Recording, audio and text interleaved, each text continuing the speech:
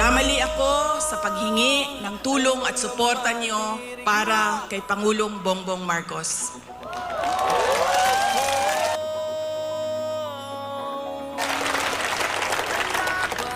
I was on the mistaken belief that we were together on the platform of unity and continuity.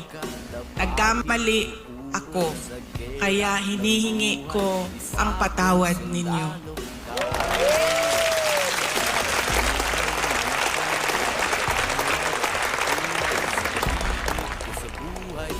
You know, this has been going on for 9 days. Ang assault sa inyong Kingdom Nation. At I could not come earlier dahil meron ding atake